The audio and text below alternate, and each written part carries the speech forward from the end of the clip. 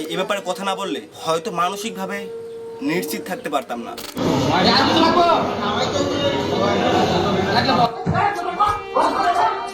আল্লাহ আজকের এই যে দোকানদার বলছি, এই দোকানদার অত্যন্ত ভালো মানুষ ছিল, আপনার দিনের কাজ কর।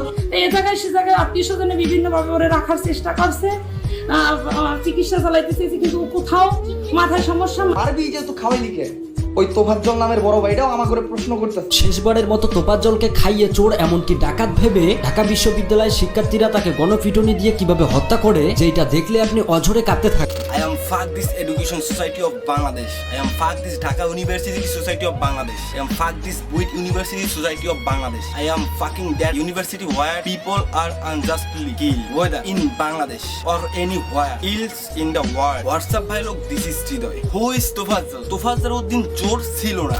আল্লাহ সর্বশক্তিমান, আল্লাহ দেখে। বরগুনা পাথরঘাটার সন্তান, মেধাবী সন্তান তোফাজ্জল ভাই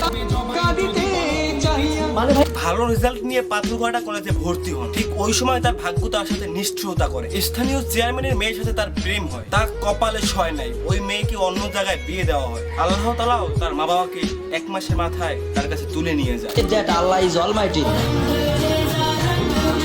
ভাই এই অবস্থায় আপনি আমি পাগল হয়ে যেতাম? অবশ্যই হ্যাঁ। শোকে কষ্টে সে পাগল হয়ে বেড়ায়।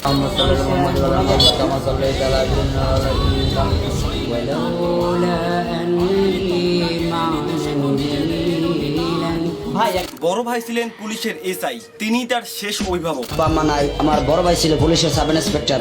ভাই মারা যাওয়ার পরে হলো ও এখন রাস্তার উম্মত পাগল হয়ে গেছে। মানে তার চিকিৎসা করায় মরণ এসে তাকে তুলে নেয়। কেবল পড়ে থাকে এই কপাল পরা পাগলটা।